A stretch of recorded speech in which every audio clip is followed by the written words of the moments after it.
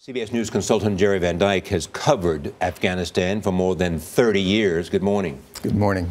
So what are the possible ramifications of this? Number one, every Afghan throughout the country, as well as across in Pakistan, knows today that an American soldier on his own apparently went on a rampage and killed innocent Afghan civilians. There is a radio in every single of the 30,000 villages. So what we have here is a lot of complete and utter dismay, fear of all the American soldiers. What are they really like? What is going on now? Every American soldier has to go into these villages. This is one of the most contentious things in Afghanistan. President Karzai has lobbied very strongly against the Americans, saying that we must stop these night raids. The Americans have said they go on because they kill civilians, or excuse me, that we were able to kill the Taliban. But now every American who's going there is going to be seen as an enemy equally. And what Mandy said in her report, I think, is so crucial. It's the concept of justice.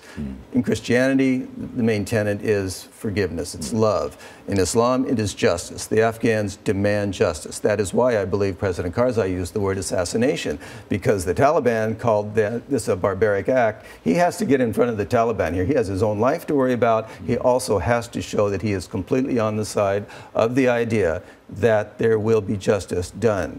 What I have experienced over the years, I've seen in talking to people that there are many Taliban who are Taliban precisely because members of their families have been bombed or killed by other means and have therefore joined the Taliban.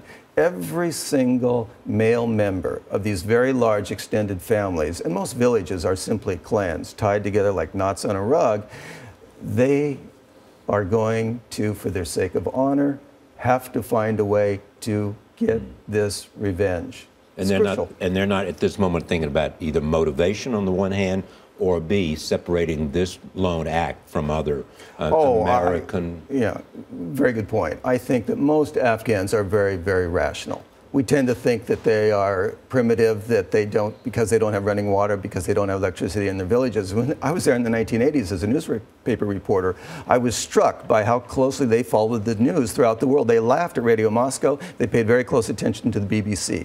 They know that this was not the American policy. They know that this was an individual act. However, those family members will demand revenge. They have to have it for the sake of their honor, for the sake of their families, for the sake of themselves. And again, we must never forget that Islam rules this country, and particularly in the countryside. The most important thing you will find in a household, the only book you will ever find in any Afghan household, is the Quran. Jere, thank you.